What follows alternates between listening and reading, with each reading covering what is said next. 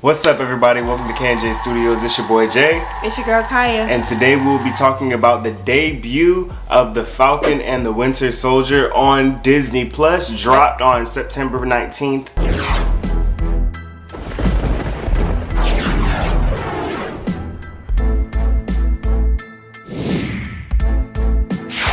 Yep, the first episode, you guys, and I think this is one of the most popular series that they're coming out with. One of the ones that everybody was ready for. Everybody was excited for. So honestly, this is gonna be our review of the show, what we think, our thoughts of the first reaction of watching the first episode, and yeah. So I mean, first let's start off with what the people think.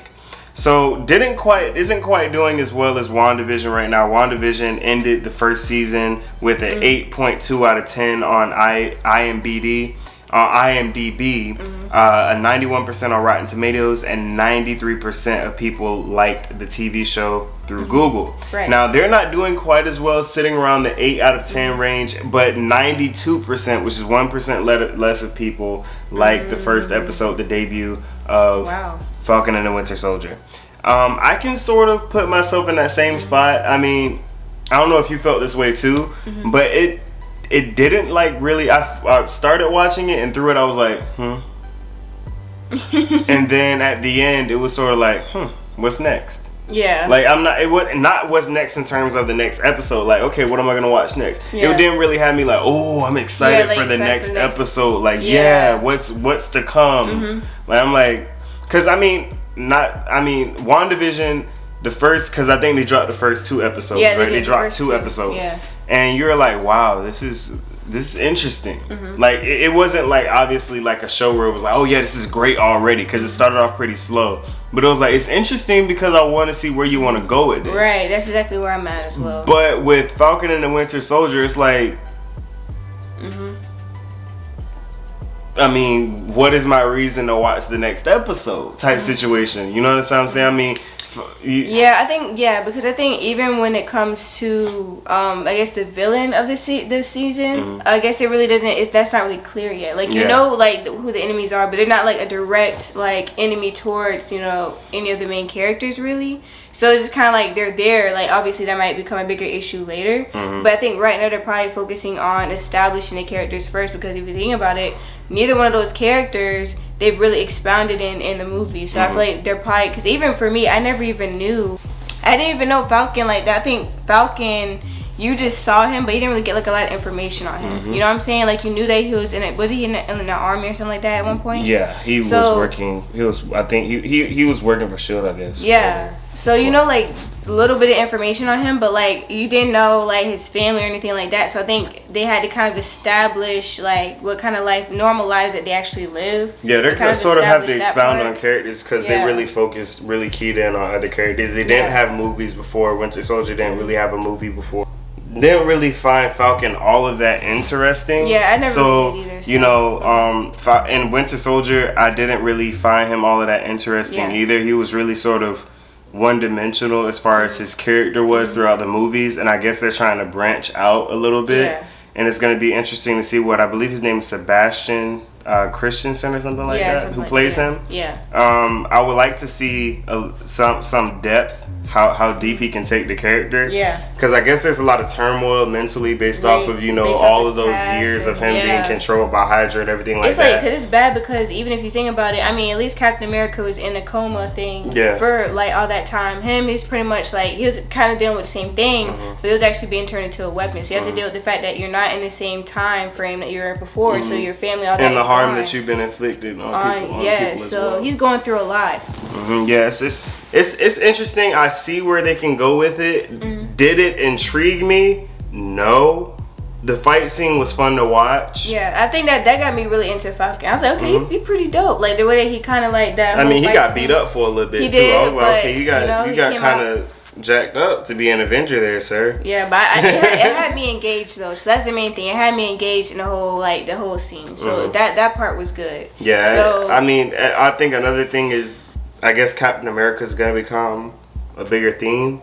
Yeah, I'm seeing that as well throughout. What I like about it is just the fact that they kind of started off like after the whole thing had happened. So you're dealing with after, you know, the Captain America's gone, Black Widow's gone, yeah, pretty much. So you got like. Now that's another thing that I kind of like, cause Falcon was kind of close to Black Widow. But the fact that his grief is only pointed in one direction, at Captain America, towards Captain America, that's what annoyed me in the movie. Was kind of weird to me. It's like, okay, it's, you know, and then, you know, everybody was focused on Tony Stark's death. Nobody really talked about Black Widows, and that had me bother even the first movie. That's one of the first things I noticed. I mean, but then again, Black Widow was never really a fan favorite either. Even still, just kind of brushed over it. Even still, so that kind of had me bothered. I'm like, you guys didn't even address her. Yeah. But I mean, like, even still, but like, what I liked about it was the fact that I personally really was like kind of I was into the show. Personally, when I watched it, I was actually gonna watch it a second time just for the sake of watching it. I might have to watch it a second time. Yeah, because I really like the fact that they've even when it comes to like giving details on how they live their lives, the fact that everybody pretty much knows who they are. You know what I'm saying? So all the heroes, they know who they are, and you see that pretty much they don't get paid for what they do. That literally what they do is they're doing it because they want to do it. So all the money that they make, they have to make on their own. So like by living like, you know, a normal life. So you see him struggling, trying to help out his sister so that they can take care of like, you know, the things that they have and kind of like build off of that, because he was gone, she was there with her son, so she's kind of like, they're like, and they kind of show that aspect too, how that affected his family, him coming back in the fold, trying which to like, don't make sense that you're a hero and the government knows doesn't even give you are, but they ain't, right, like, doesn't even want to help you out. So you kind of see that the fact that like, you know, their issues as heroes and how that affects them in their lives, you know what I'm saying? And so I don't see why Tony Stark didn't drop a dime on none of them. Like, that's what I know you got money, like. That's why I was thinking. Hold on, what? I'm over here trying to find my water bottle. Yeah, all that money Tony Stark got, and he can't drop a mill on each on him. Like, but he's dead now, so.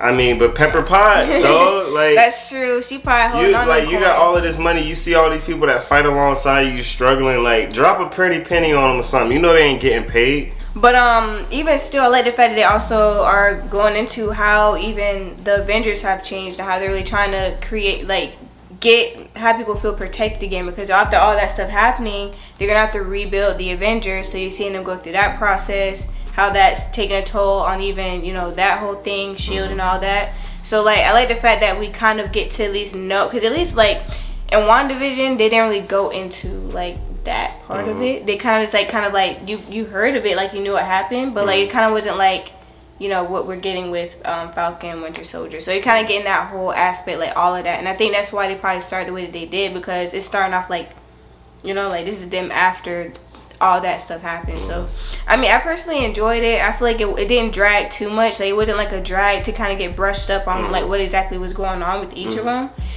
So in that way, I feel like it was pretty good to me. Yeah, I feel like I think that WandaVision set a really high standard for it being the first show, especially with the way that it ended. Yeah. You know, with the last cutscene and everything like that, like they left a really like. So Falcon and Winter Soldier, like we expected WandaVision to be one of the bottom tier of the shows that Marvel released. For one of the shows that we perceive would be one of the worst to set a really high standard. They have to top it. I think that they probably should have dropped 2 episodes. Yeah, probably. So that people can get a because it's sort of like you left us with it's not a cliffhanger. Like we weren't left on a cliffhanger, so it's sort of like, well, I'm gonna put it like this. I'm most likely gonna forget that the next episode's supposed to drop next Friday. Like I'm low key probably gonna forget. It's gonna slip my mind. I don't know if I'm the only one, but honestly, I'm actually into the show. Like I like it, but like it didn't leave me with anything to where I'm going to remember to go and watch this on Friday. I guess it's just my curiosity, because I don't know if anybody else is triggered, but did you see the new Captain America? It's just looking at him had me like triggered at the end. Yeah, because like they show him at like the end, and then you kind of see Falcon looking, like you can tell that he knows that should be him. You know what I'm saying? I think he knows that something that's not like seeing that what didn't sit right with him. I had a problem with Falcon giving the shield to the museum in the first place, because that's not who Steve Rogers gave it to. He gave it to you. Yeah. So he gave it to you because he expects you to be the next Captain America. Right. So why the hell did you give it to the museum as if he didn't hand it to you. Yeah. If he wanted you to turn it into a museum, he would have gave it to you and said, "Hey, give this to the Captain America too. museum." And then now they're giving this it. random dude that didn't even know him the shield to take over take his place. So that right there, that had me triggered, and I know that had him triggered too. And I think it made him realize that he had made a mistake. I think he already kind of knew that before. Yeah, but I think him actually seeing it was just kind of like that had me triggered in the beginning. Like, I'm not a huge Captain America fan, but like, dude gave you the shield. Yeah. He's basically saying be Captain America. One thing I'm really curious about that I'm actually kind of confused about a little bit is where they're going with Winter Soldier, because yes, we see him dealing with all this other thing, trying to figure out how to live a normal life, also going through the struggle of like, you know, his past, like what happened in his past and everything. But I'm trying to figure out where exactly is he gonna go from there. His metal arm, his vibranium arm never recovered after being destroyed.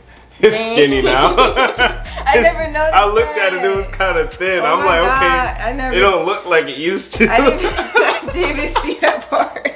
It's like Groot. Oh my god! Like Groot got blown up and turned into a baby twig. I was actually gonna look. I don't know if it actually looks like that, but from the angle that I saw it, his wrist, like his arm looked kind of skinny. I'm like, okay. Oh, his arm never recovered. I was actually trying to look at it. What, like, why is it like it's covered up? But I was actually trying to like peek at it. But like the fact, if it is skinny, I mean, like, that's what I saw. I'm not saying that that's actually what it looked like, but I was kind of chuckling a little bit when I saw it. Ooh. I was like, he got a baby Groot arm. For real. Yeah, I'm just trying to figure out where they're gonna go and like what direction they're gonna take with him. How him and Falcon are gonna like cross paths. How exactly that's gonna work.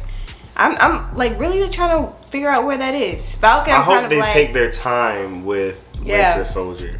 I think, and that they don't rush him back to action. Yeah, I think maybe around episode 2 or 3 is when he should fully. I agree.